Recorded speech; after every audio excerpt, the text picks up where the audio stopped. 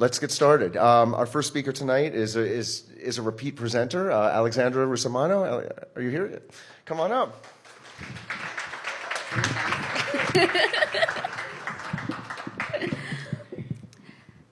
I have a passion for donuts. Yes, donuts like the pastry. It's something that I didn't really think about too much until I found myself in the middle of an identity crisis after I graduated college. Everything was changing, and I really needed to understand and redefine myself as an individual. And once I started to realize that a donut was a single piece that existed in every version of me, it was pretty easy to start to continue to understand what that meant.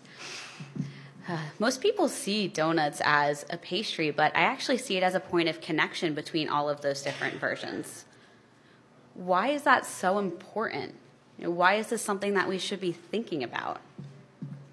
We need something that connects us to our core, something that helps us push through emotionally challenging situations, something to keep us sane from simply just surviving, but something that challenges us to thrive.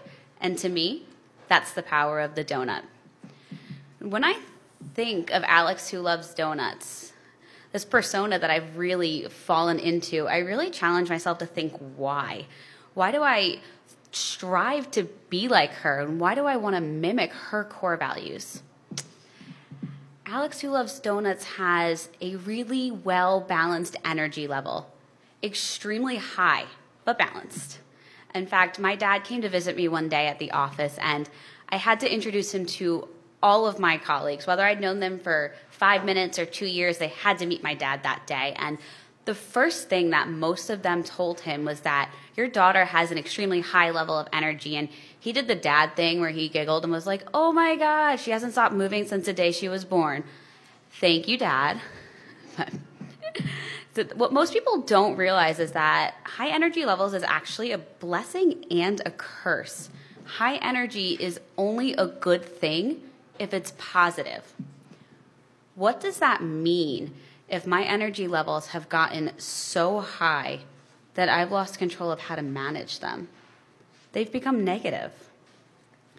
As someone who's struggled with anxiety their entire life, it is crucial that I balance my energy, and it is critical that I stay in perfect tune with my body. Because if I can't do that, I lose my ability to react or respond to a situation, and I can no longer show up as my best self. I define my first core value as my ability to manage my energy, and some of you might be thinking that that sounds pretty silly, because if you Google what is a core value, you're going to see buzzwords like responsible, accountable, trustworthy. If you describe yourself in that way to an interviewer, what are they going to leave the room knowing about you? Not much. I mean, they're going to know that you know how to Google, and that's great because that's how most of us get through our day jobs. But they're not going to know anything about you as an individual. I can't speak for everyone in the room, but I am tired of describing myself using buzzwords. And I'm tired of putting myself in those boxes. So I'm redefining my core values. So again, my first core value is my ability to manage my energy. When I think back to Alex who loves donuts, about 2 years ago, she was definitely on a mission. I had read Shonda Rhimes' book, The Year of Yes. Actually, let me back up. I partially read Shonda Rhimes' book, The Year of Yes, mostly because I got way too excited. There was no way I was going to finish that book. I started my year of yes right then and there. And there's a couple things you should think about if you're going to have a year of yes. The first being, you're not going to like everything that you do. For example, don't go speed dating. After begging a friend to go with you, you'll walk into a room, actually very similar to this. There's going to be tables and tables and tables and couples lined up throughout. And there's a person in front of the room literally ringing a bell every 2 minutes. And you just find yourself in the cycle of telling your life story over and over and over again. I knew the minute I walked into that room that it was not going to be a good environment for me. But it was the year of yes, so I had to honor that commitment. I left speed dating with an abundance of negative energy. and 0 dates. Like, what the heck, right? It's the worst. On the flip side, you're going to try a lot of things that you never knew that you would enjoy. I went parasailing in Maui with my mom. It was the most amazing experience. It was the first time we had ever been, and my mom was terrified of heights, so I never saw this day coming, but we both decided to say yes that day. When you're thousands of feet in the air, motionless, but the world continues to move around you, it's a feeling like no other, and it really got me to thinking. I spend so much time only looking at what is directly in front of me. I don't give myself permission to step back and look at the bigger picture. How many perspectives are we missing by only looking directly in front of us? This was one of my biggest learnings of my year of yes. But even bigger, I defined my second core value. Be meaningfully selfish. Say yes to try something new. Say yes and step out of your comfort zone. But also say no. Know your limits. Value your time. If you need to rebalance your energy, step back. Say yes, say no, be meaningfully selfish. As a part of my year of yes, I also took a step to do something that I never really thought I could do. And I think this is a space where a lot of us can actually relate to. If there's a will, there's a way. I submitted to give a TED Talk in 2017 for a TEDx event. I figured if I get interviewed, that's a good start. If I get selected, holy crap. And if not, I'll just try again in 2018. No harm, no foul. It's easier said than done when you get the call that you didn't make the cut. I was devastated and completely disappointed in myself. If I get so much joy out of spreading my idea, but nobody else gets it, what's the point? How do you take that type of energy and continue to push yourself forward? I didn't want to. It's hard. Who wants to do that? I stepped back, said, I'm not doing this year. I'll come back into TEDx next year. No big deal. It's fine.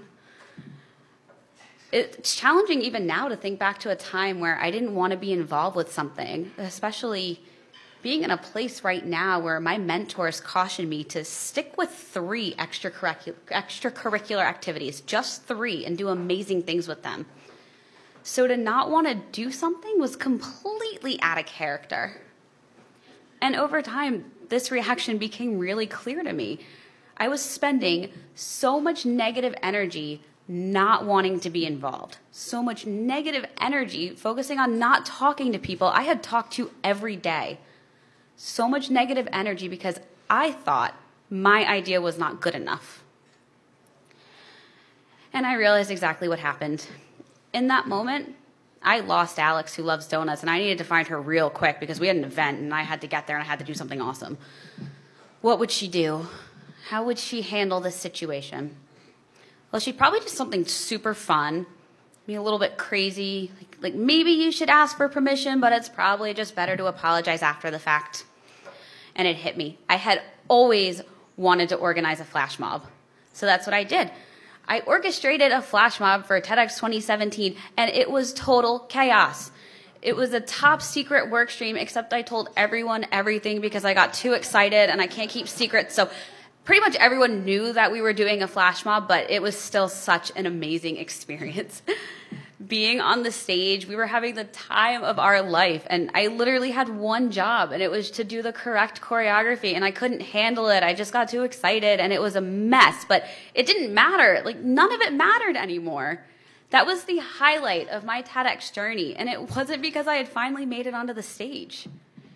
You don't need to be here to have an idea. You don't need to have a stage to make an impact. I'm grateful that I'm here talking to you today, but I want to make sure you leave with something that you can implement into your own journeys. Let me bring you back to a moment that we all have.